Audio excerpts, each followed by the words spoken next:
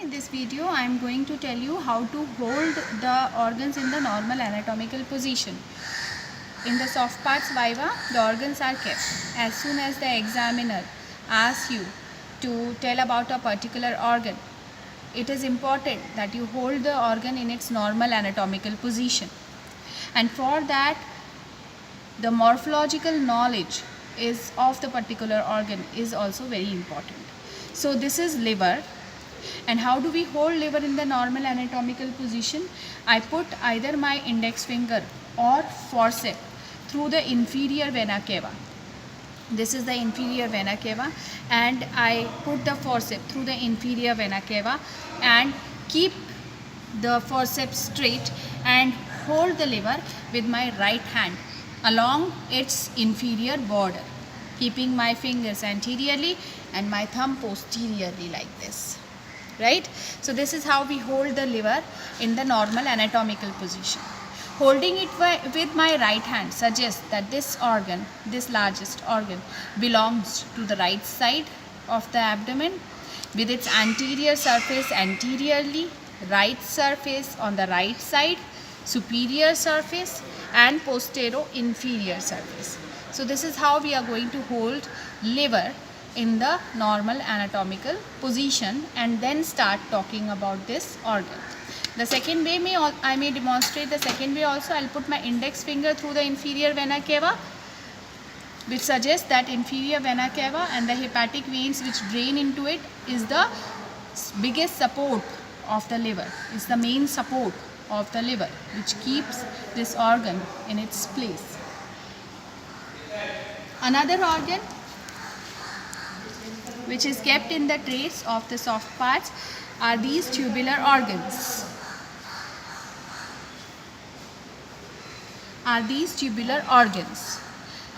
This has a mesentery attached to it, right? Here another organ, tubular organ, which you can see there are rags and tags and there are some bags of fatty tissue, right? So these two are the intestines. This one is the small intestine, and small, why it is called as small? Look at the caliber. The caliber of this tube is small, so it is small intestine. And this one is the large intestine. It's called as large intestine because its caliber, its width is longer, and hence it is called as large intestine. It's not based on the length, because if you see the length of the large intestine as compared to the length of the small intestine is smaller. So how do we identify these organs? So first we see the width of the tube. Another thing which we have to see is that the presence of these rags and tags here. What are these? These are appendices epiploicae. These are appendices epiploicae. Also you see that this tubular organ has hostrations at places. You know, these are the hostrations. These are the hostrations, and this is because the hostrations are produced because of Taenia coli, right? So hostrations, Taenia coli, wide caliber, these are all the peculiarities or characteristics of large intestine. So this is how we identify large intestine. Regarding the small intestine is longer as compared to the large intestine, and it is smaller in caliber as compared to the large intestine. Sometimes the mesentery may be attached to it, or mesentery may not be attached to it. But if mesentery is attached to it, I find this as an opportunity to tell you that this is the mesenteric border of the small intestine, and this is the anti-mesenteric border. These are the two borders of the small intestines. This is how we describe or identify these organs in the examination, and there is no particular way to hold them in the normal anatomical position. Just have to say that this is small intestine, and then you start describing them, and based on hostrations, Taenia coli and appendices epiploicae, you say that this is the large intestine, and you start telling about the morphology of these organs. Coming to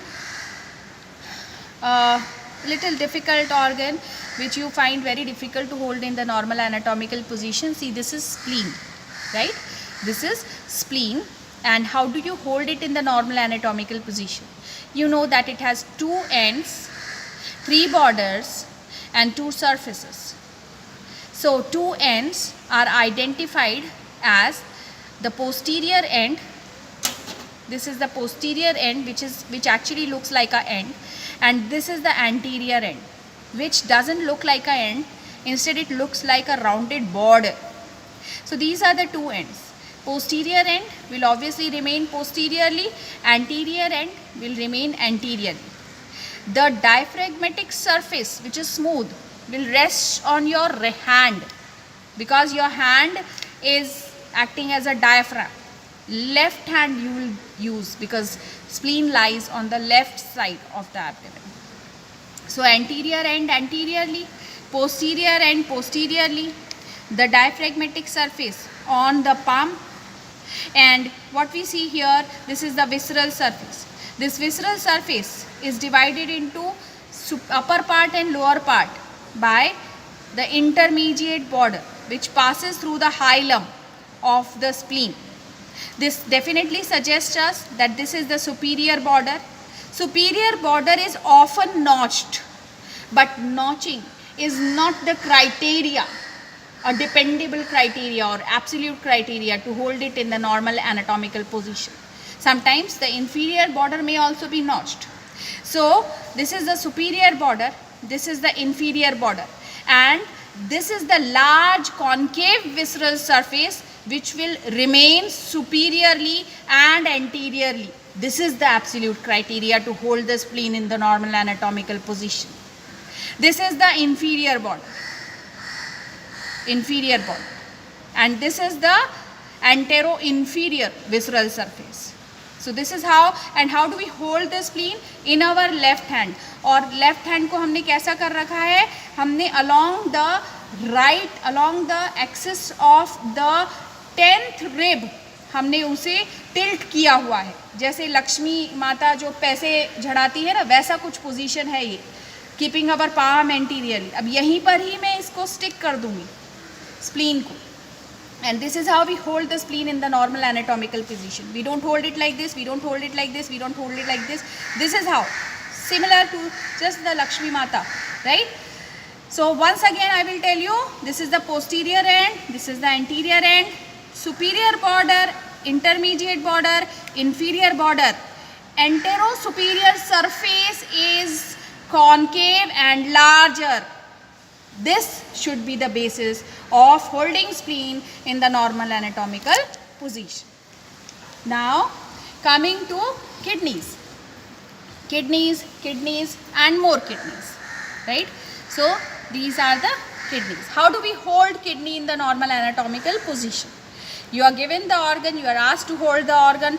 All you have to see is at the structures at the hilum of the kidney.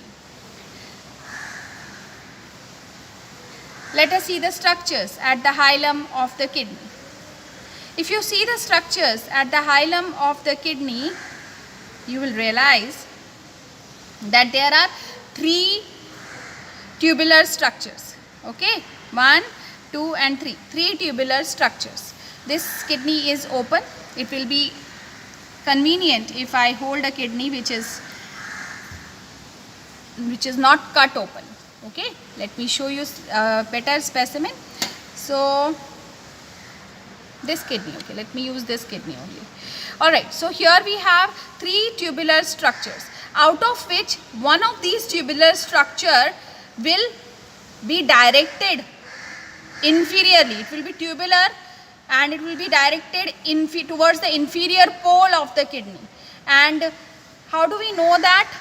And it will be posteriorly. This will be the pelvis, which will continue as the ureter at the lower pole. So P for P, pelvis, most posteriorly in the hilum of the kidney. Most anteriorly will be the vein. Which vein? Obviously the renal vein. So now you see that these are the two other structures. This is the vein, renal vein. You see the wall of this vein. This is collapsed, larger caliber. So this is the vein. This one Are you focusing? This one is the artery. So from anterior to posterior in the hilum of the kidney is vein, artery and pelvis. Vein, artery and pelvis from anterior to posterior. Once you organize these structures in the same sequence from anterior to posterior side, you will come to know that this is the superior pole, this is the inferior pole, this is the anterior surface of the kidney, this behind will be the posterior surface of the kidney. So where you have to begin? You just have to see the structures within the hilum of the kidney, okay, and practice it so that you are not flipping these kidneys in front of the examiners, okay. Practice identifying these three structures in the same sequence from anterior to posterior side so that you hold the kidney in the normal anatomical position like this. In this cut section you can be asked that what are these? This is the cortex, the lighter colored is the cortex, and you can see the medullary pyramids here. What is this specimen? Now here, see, in this specimen there are three organs. This is the right side, this is the left side, and in between these two structures are connected. This is the duodenum. This is pancreas, and this is spleen. So this fleshy structure here, flesh-like structure, this is pancreas. This is duodenum and this is spleen.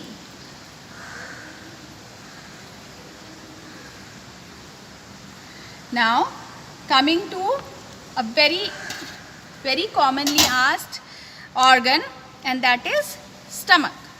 First of all, how do we hold the stomach? Stomach, we know that it has two ends, two borders and two surfaces. So how do we hold it? We keep the cardiac end superiorly, right? We keep the pyloric end inferiorly. This is the pyloric end. I will hold it with the forceps. This is the pyloric end. This is the lesser curvature of the stomach.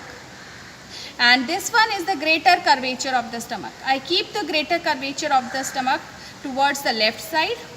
The lesser curvature of the stomach facing the right side. This is the anterior surface of the stomach, and obviously behind will be the posterior surface of the stomach. Now, this is how we hold it in the normal anatomical position. For description purposes now, I want to tell you that how do we identify the two ends of the stomach. Now, look at this end and look at its angulation with the rest of the body. There is a deep angulation here. This is called as angulation at the cardiac end. This is the cardiac end. Now try to palpate the other end. If you try to palpate the other end, you will realize you will feel or you will palpate the pyloric sphincter here. If it is cut open, you can also appreciate the sphincter very well. But even if the specimen is intact, you can definitely palpate the pyloric sphincter here. So that is how you will come to know that this is the pyloric end, and the other, which is not so thick, not so sphincteric, is the cardiac end.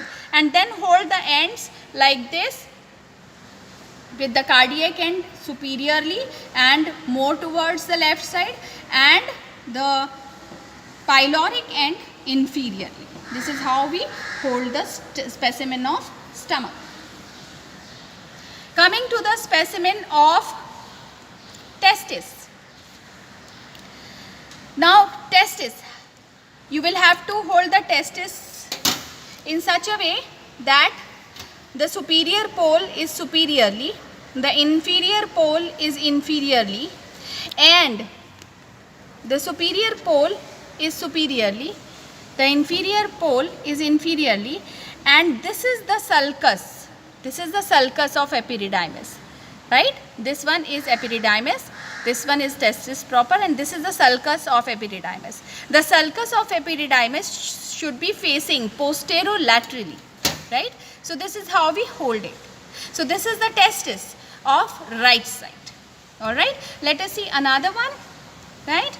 Here also, Here you can see, hold it in such a way that upper pole is at the upper end, lower pole is at the lower end, and here this is the sulcus, right? This is the sulcus. So the sulcus is facing posterolateral. So that is how we decide the side of the testis.